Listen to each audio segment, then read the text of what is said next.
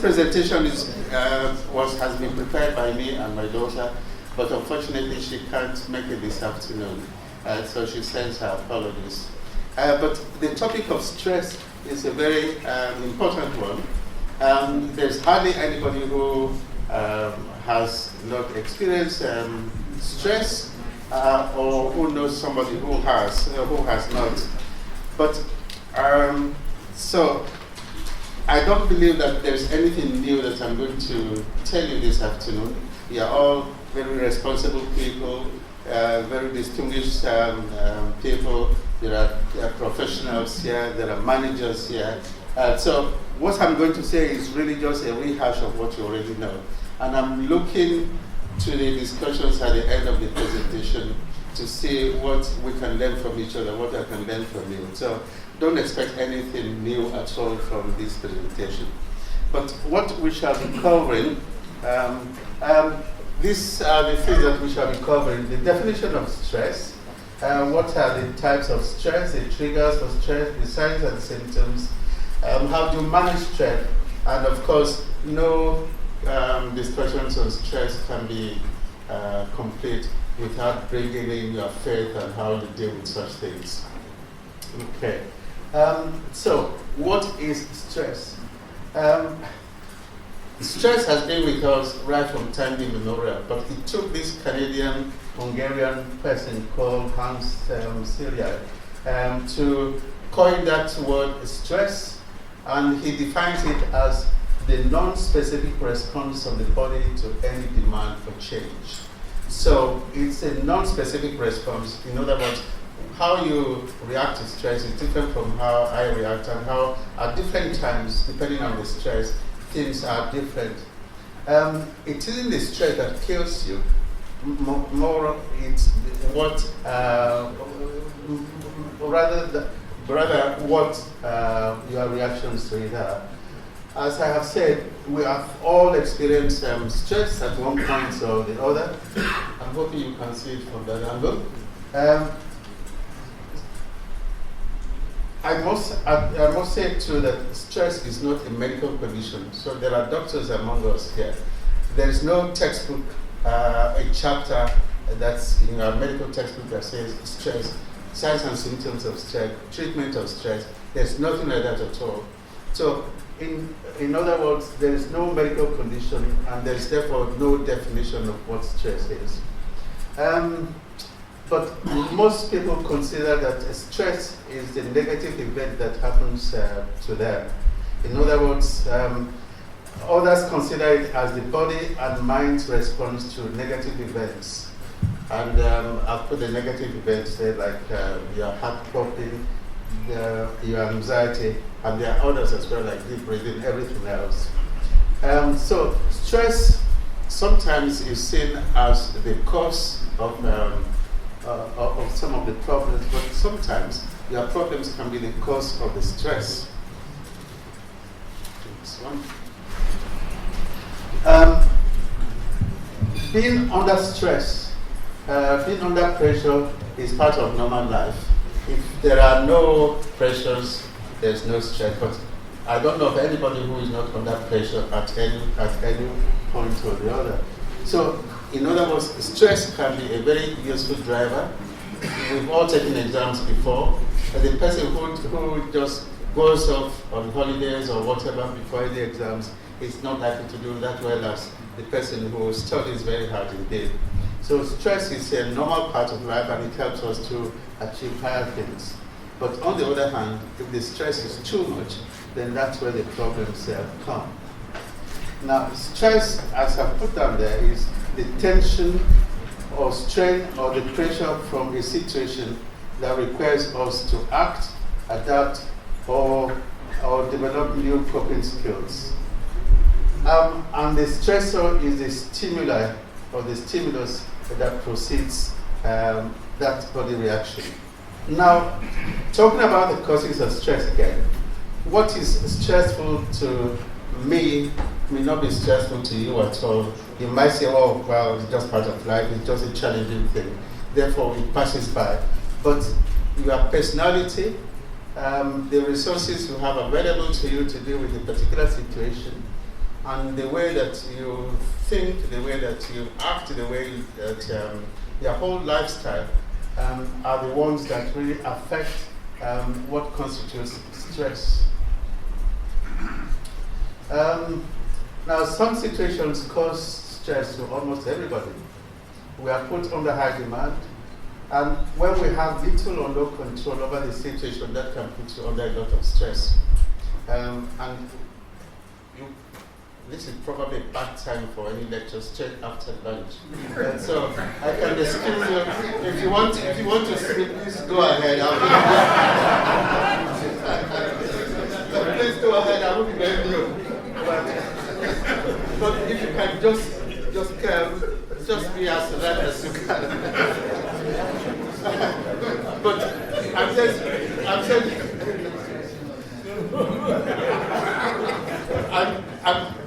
I try not to bore you too much. Okay, but when you have little or no control over a situation, that can be a very big source of stress. And we see this, if you look at, most of us are senior people in our professions, and if you compare your work schedule, work attendance with those much junior to you, you find that the junior ones tend to take more time off than you do. And that's because you are the senior person, you have no control. You can decide to go golfing, you can decide to go on holiday, but the work still carries on. But the junior person has got to be there 9 to 5 every single day, and they're under a lot of pressure. Phone calls, and they shout on them, they scream at them. Your secretary takes all the pressures away from you. So if you have control over your situation, that does help. But if you have no control, that can bring in a lot of stress. And if you have very few choices, or if you are ill-equipped, or if you are judged harshly by others, that can increase your stress as well. And for some people, the consequences of failure can be very, very serious indeed. So if you have an assignment and you know that maybe your promotion depends on it, or you have gone on holiday depends on it, or whatever, if the consequences are very harsh indeed, are very dire, then the chances are that you'll be under a lot of pressure. But when the pressure is too much, is too long, that can lead to burnout. What are the type of stressors? We've got the chemical agents, like detergents, pesticides, medicines. We've also got physical agents like illnesses, injuries. If you don't sleep too well, you tend to be very ratty, you tend to be very very hostile, you are difficult to deal with. If you don't eat well, infections, some genetic and immune disorders. RA is rheumatoid arthritis. SLE is systemic lupus erythematosus. I'm not a physician, as you can tell, so the doctors among you can explain that. HIV/AIDS, multiple sclerosis, psoriasis. These can all be causes of stress. And there are also the psychological stressors as well. Any adverse effects, as we all know, being involved in an accident, or you are a victim of crime, you are a victim of assault, not only for you, but for families as well. If your children, your spouse has been victim of this, the chances are you'll be stressed as well. So any stress affecting loved ones, sometimes just the fear of being raped, the fear of being murdered, terrorism, things you see on the telly, workplace problems, that's very common. Sometimes the rapid changes in our world can lead to stress. So you might find problems at home in Nigeria that might give you some stress, especially if you have people who are directly affected. That can be a cause of problem. There are two types of stress. There is what's called distress. Distress is the bad one. You see, in stress, that can lead to mental and physical problems. It helps, it's usually short term, but it reduces your performance and can cause you a lot of anxieties. And this is perceived as being outside of our coping abilities.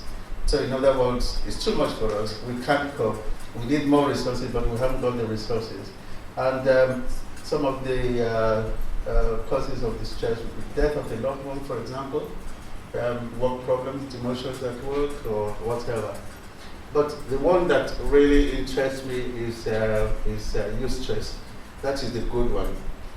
Is the positive one. It helps you to work harder. It's exciting. It improves your performance. It motivates you.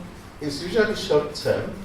And this kind of stress is perceived as within our coping abilities. And the examples I've given there is getting engaged. I hope that is eustress. And getting admission to college or to do a course that you really, really are wanting. And of course, if you are lucky to win a lottery, that could be a eustress as well.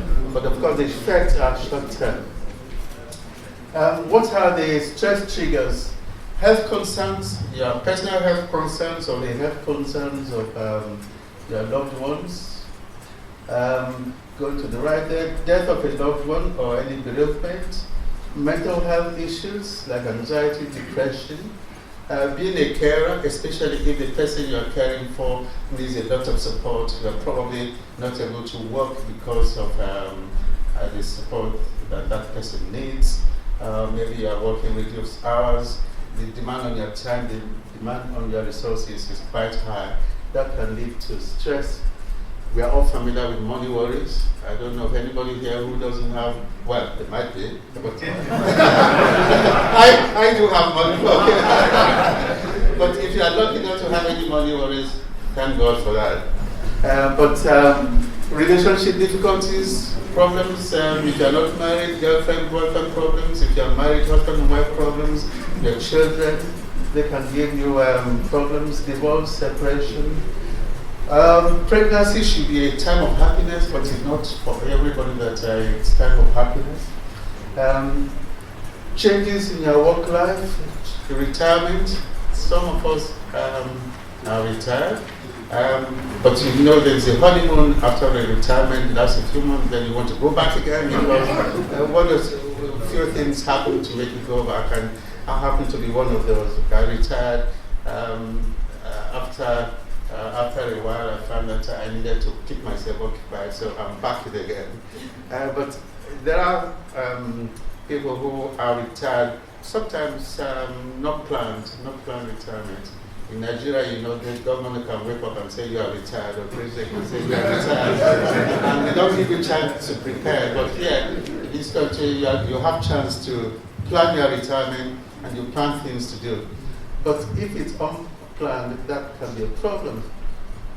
Issues with family, children, if you are a victim of crime, changes in responsibility, whereas you have maybe a number of subordinates under yourselves, and if your responsibilities have been curtailed and you are unhappy about that, that may cause you problems as well. So going up quite swiftly, problems at work, long working hours. If you feel that if there's lack of job satisfaction there, you are discriminated against, and some legal issues. We had a talk this morning about employment problems that can lead to stress. And marriage should be a happy one, but it's not for everybody. Sometimes that's why you have divorce, and that's why you have separations. But generally, marriage should be, I shouldn't say stress-free, but as much as possible. Housing issues, examinations. Those of us who are teachers or lecturers or students, you know what I'm talking about. And there are many other examples.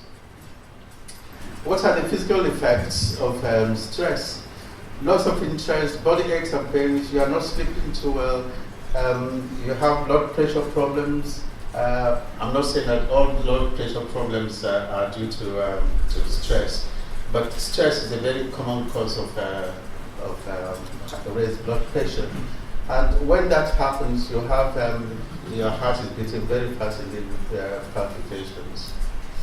There are other symptoms of stress as well, what I call cognitive symptoms, like worrying too much, racing thoughts, you are becoming forgetful and disorganized, your judgment is poor. Your children may say, Daddy, what's going on?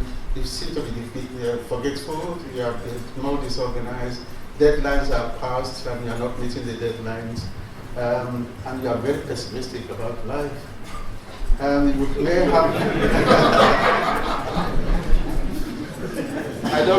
My name is Jeremiah, but I don't want to bring bad words to anybody, but behavior problems, changes in your appetite, you're either eating too much or too little. Sometimes you put on weight because you're eating for comfort, sometimes you don't eat at all. You are avoiding responsibilities, you are procrastinating. You are resorting to smoking, you're resorting to alcohol, whereas maybe you are drinking maybe your birthdays, Christmas days or whatever, suddenly you are drinking too much. And then you become fidgety, nail biting, and you are feeling restless. You notice at home by your parents, by your family, everything else.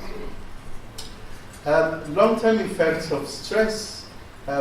We've mentioned the mental health issues, depression, anxiety. In fact, stress can trigger other more serious mental illnesses like schizophrenia and manic depression. Stress can precipitate those as well. We've mentioned the following two. For women, menstrual problems, sexual dysfunction, no interest in sex, so the wife is wondering what on earth is going on, and you are just not interested, you are not sleeping well. Skin infections, and you've heard of irritable bowel syndrome, frequent diarrhea, for which you go to the doctors and no cause has been found. But usually it's due to anxiety. Burnout is when the stress is that severe and intense, and really you reach a point of no return where really everything is just out of your control and you're working so badly. Okay. If we can skip this one. General management, what you should do really is, the first thing is to identify whether you are stressed or not. And having identified and sort of made a self-diagnosis that you are stressed, the job next is to identify what the stressors are. It might be personal, you yourself, or your employers, or if you are the employer, it might be to do with the way you manage the organization, it might be the way you manage your employees. It might be other things. Identify the reasons for the stressor. Select appropriate practical techniques and evaluate your success. If you can go through all this, that is kind of run through how to go about it. And some stressors are under your control, but sometimes they are completely outside of your control, in which case you are you just have a list of things that you should do. For example, identify the trigger, manage your time properly. If you manage your time properly, that makes you feel in control, and that can boost your energy, boost your happiness, boost your efficiency. Oh dear. 5 more minutes. Make a list of things that you need to do. Make a list. Important things, do them. Those that are not terribly important, maybe you can leave them to the bottom of the pile.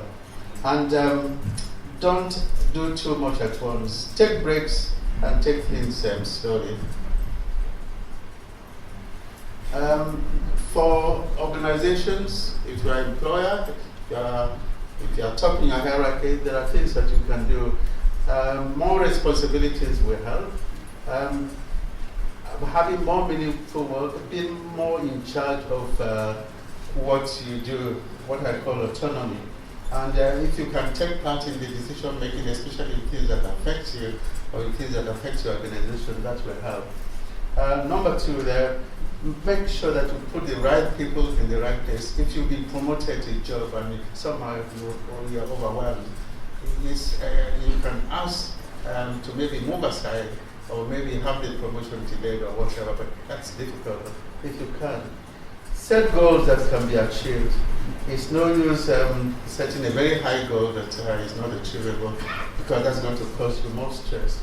And if you can communicate effectively with the relevant departments. Okay.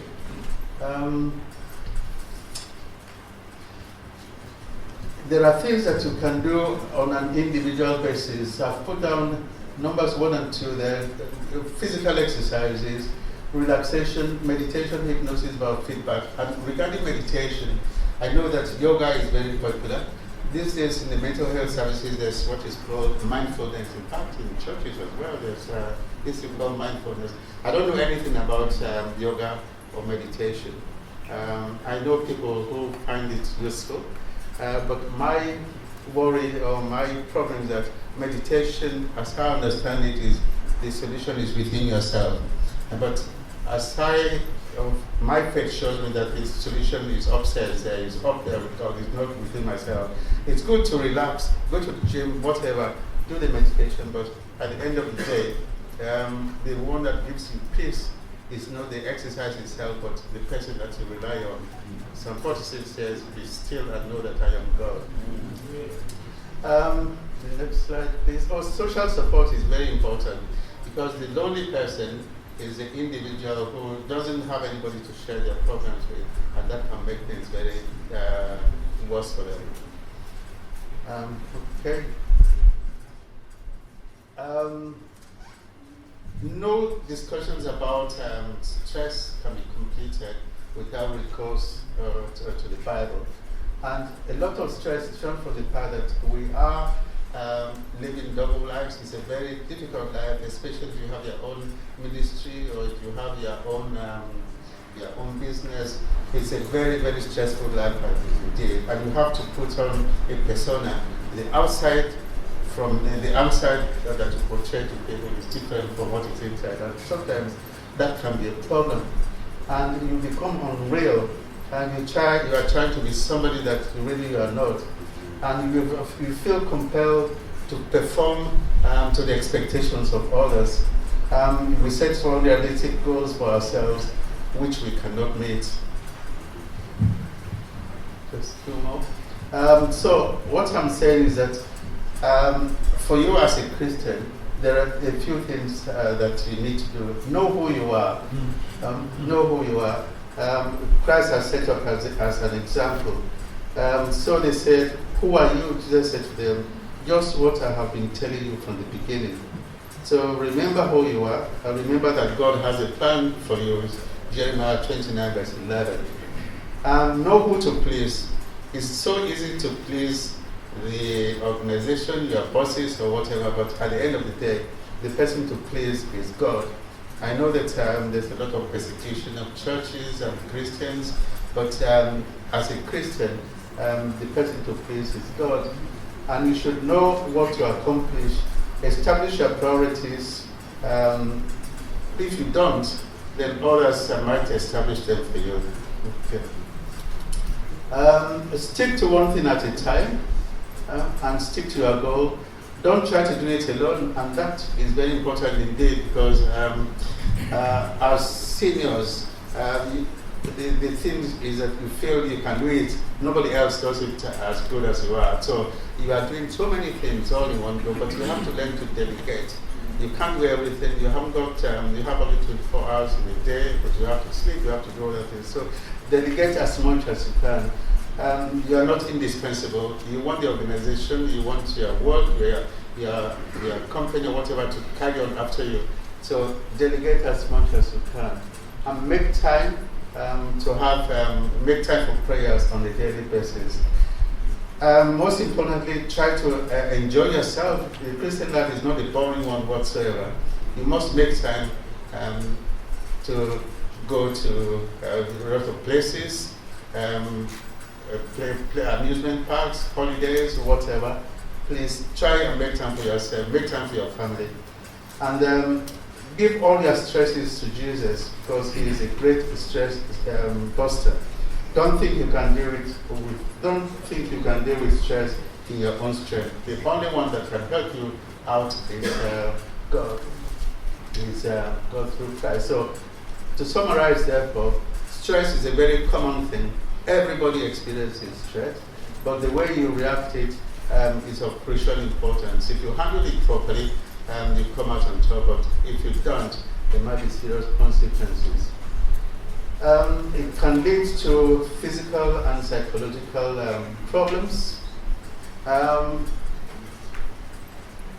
Some stresses are within our control, but you find that it's not all of it. You have to know which one is under your control, which ones you can seek help with. But it's important that if you have problems, seek help, seek assistance. There's nothing embarrassing about seeking help.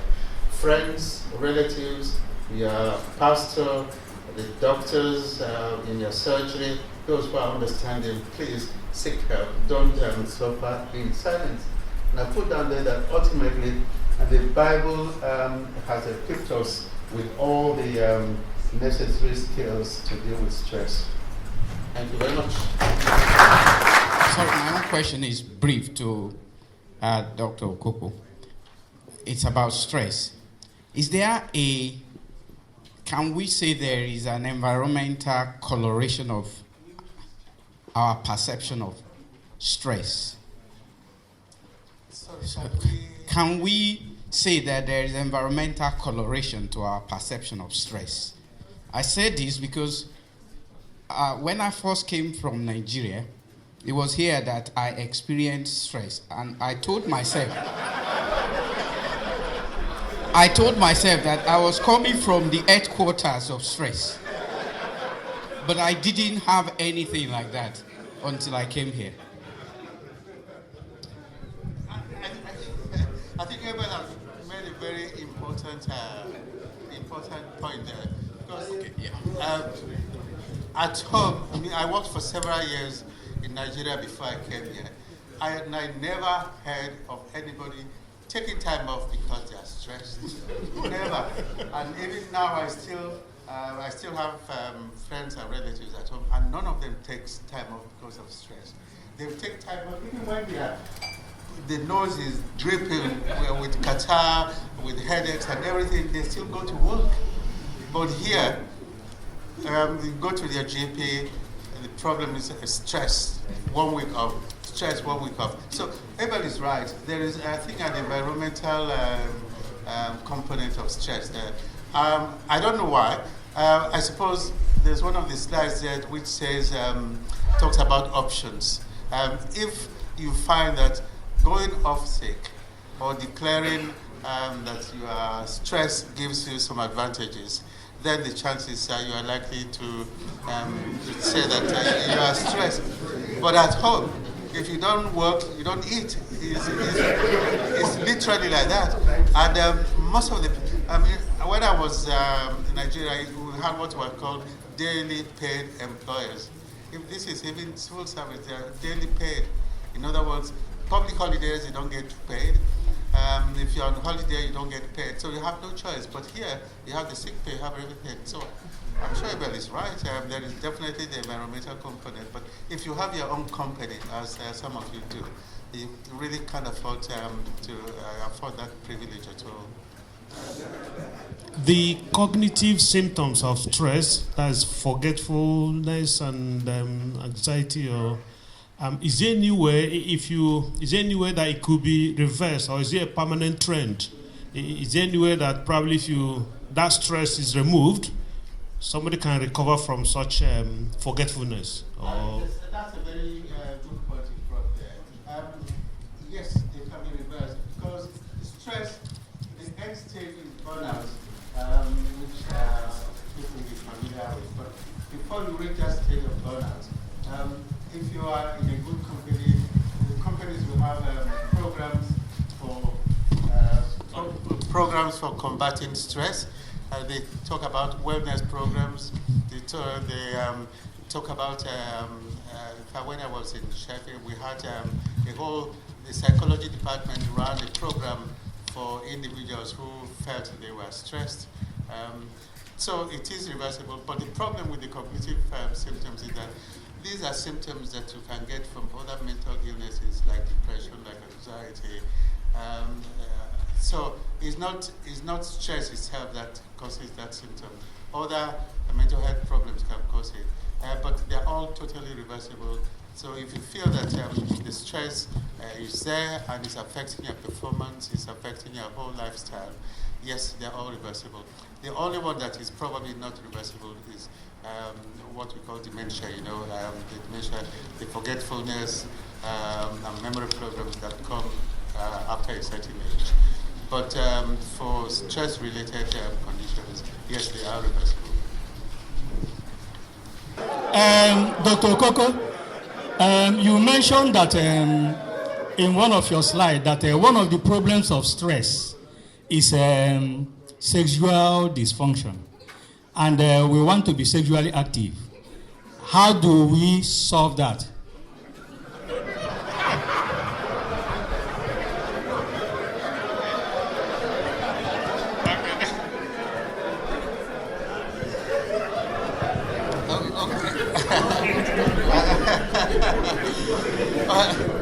Well, there is a question about sexual dysfunction, whether, did you say what you can do about it?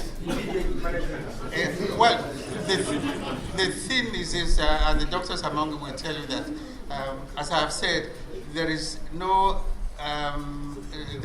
medical condition called stress, and therefore you cannot define it.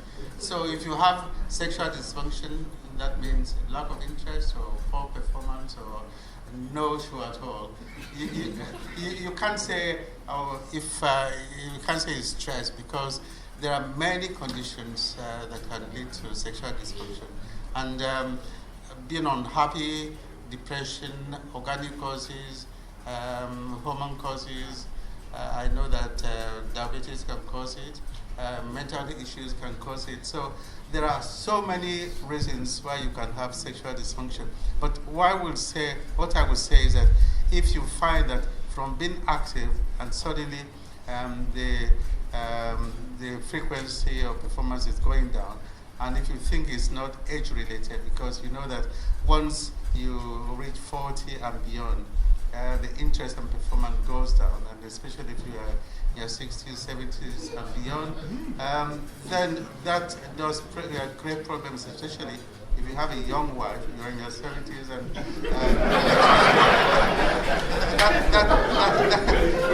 that might be a problem. So I wouldn't get discouraged at all. I would rather find out, as I put on the slides, identify if you are stressed, and look for the reasons why you are stressed, and look for the solutions. Sometimes discussions with your wife, and of course I know that working with couples with sexual dysfunction, sometimes if the wife is angry with you, that can cause more problems, because both of you have got to be in the right mind. And if one is and the other isn't, that's going to create problems. So really, I don't have a single answer to your problem, but what I would say is that look at your whole lifestyle, look at your whole circumstances, your physical health, your mental health, and if you are in private business, is a business such that you are losing interest in, not usually if you lose interest in sex, it's other things as well that you lose interest in. As I put on the board there, all your leisure activities go down. Physical activities go down, you are no longer interested, you are sleeping too much or not sleeping at all. So it's a whole combination of things that come into play. Somebody behind me saying we need Abraham's formula. Please let me know when you find it.